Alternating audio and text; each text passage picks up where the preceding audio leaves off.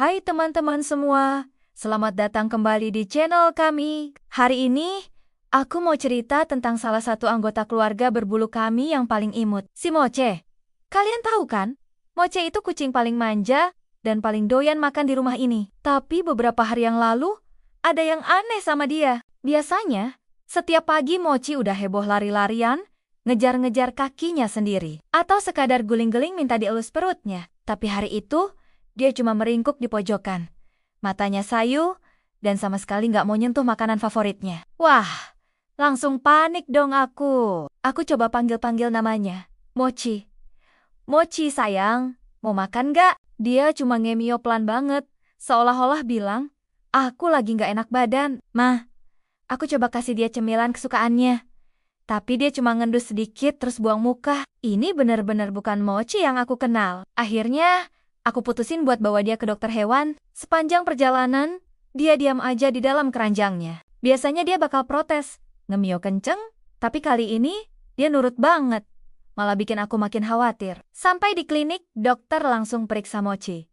Diukur suhunya, diperiksa perutnya, dan dokter bilang, Mochi sepertinya kena demam dan ada sedikit masalah pencernaan. Mungkin karena salah makan atau kecapekan main. Mochi disuntik dan dikasih beberapa obat puyer yang harus diminum di rumah. Nah, disinilah drama sesungguhnya dimulai. Memberi obat ke kucing itu tantangan luar biasa. Kalian pasti tahu kan? Apalagi obat puyer yang pahit. Hari pertama, aku coba campur obatnya ke makanan basahnya. Mochi, dengan hidungnya yang super peka, langsung tahu. Dia ngendus-ngendus, terus natap aku dengan tatapan. Kamu pikir aku bisa dibohongi? Dan langsung pergi gitu aja. Gagal. Total. Besoknya, aku coba cara kedua. Aku larutin obatnya, pakai sedikit air, terus coba suapin pakai pipet. Wah, Mochi langsung berubah jadi macan. Dia meronta-ronta encekeker-kaker pelan, sambil ngemio protes. Akhirnya, obatnya tumpah kemana-mana.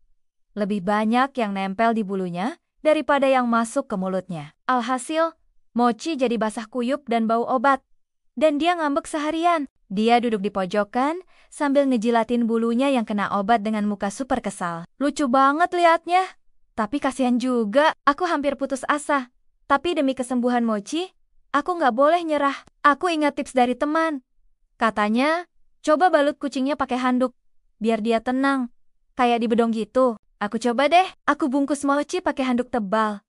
Cuma kepalanya aja yang nongol. Awalnya dia kaget, tapi lama-lama jadi lebih tenang. Dengan bantuan suami yang megangin Mochi burrito ini, aku akhirnya berhasil masukin obatnya pakai pipet. Dia sempat protes sedikit, tapi akhirnya nelan juga. Setelah itu, aku langsung kasih dia cemilan cair favoritnya sebagai hadiah. Dia jilat-jilat dengan semangat. Sepertinya dia sadar, kalau nurut minum obat, bakal dapat hadiah enak. Momen paling menggemaskan adalah setelah minum obat. Mungkin karena efek obatnya, atau karena capek meronta, dia jadi super manja. Dia bakal naik ke pangkuanku, nyari posisi paling nyaman, terus tidur sambil mendengkur kencang banget. Kadang dia tidur sambil meluk tanganku. Si Oliola bilang, makasih udah dirawat.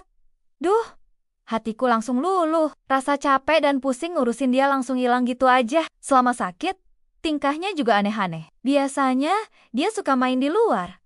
Tapi kali ini, dia maunya di dalam rumah aja, dekat-dekat aku. Kalau aku lagi kerja di depan laptop, dia bakal naik ke meja, tidur di sebelah keyboard, seakan-akan mau nemenin. Kalau aku lagi masak di dapur, dia bakal duduk manis di keset, ngawasin dari jauh. Matanya yang bulat itu seolah nggak mau lepas dari aku. Dia jadi kayak bayangan kecilku yang berbulu. Ada satu hari, waktu aku lagi sedih karena kerjaan, Mochi tiba-tiba naik ke pangkuanku, terus menempelkan kepalanya ke pipiku sambil mendengkur. Seolah-olah dia tahu aku lagi butuh hiburan dan mau bilang, enggak apa-apa ma, ada aku di sini. Momen itu benar-benar bikin aku terharu. Di saat dia lagi sakit pun, dia masih bisa merasakan perasaanku dan mencoba menghiburku. Hewan peliharaan itu memang luar biasa ya. Setelah beberapa hari minum obat secara teratur dan istirahat total, Mochi akhirnya mulai menunjukkan tanda-tanda kesembuhan. Pagi itu, aku dengar suara gaduh dari ruang tamu. Pas aku lihat, Mochi lagi asyik enggayar-enggayar bola mainannya. Dia lari-larian, lompat-lompat, persis seperti Mochi yang dulu. Terus, pas aku siapkan makanan, dia langsung lari dan makan dengan lahapnya. Suara kriuk-kriuk makanan keringnya nggak pernah terdengar semerdu itu. Aku seneng banget.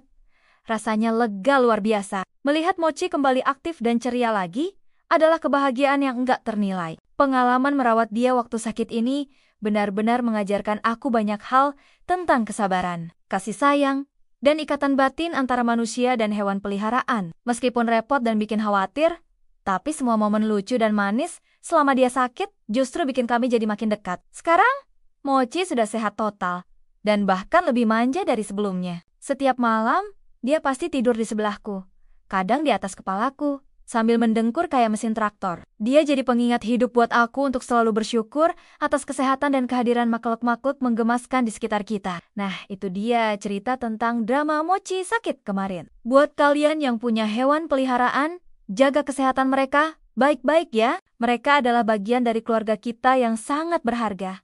Terima kasih banyak ya sudah nonton sampai habis. Jangan lupa untuk like video ini kalau kalian suka ceritanya. Dan tinggalkan komentar di bawah. Ceritain juga dong pengalaman kalian merawat hewan peliharaan yang lagi sakit. Dan yang paling penting, jangan lupa subscribe dan nyalakan lonceng notifikasinya supaya nggak ketinggalan video-video kami selanjutnya. Sampai jumpa di video berikutnya, teman-teman. Dadah!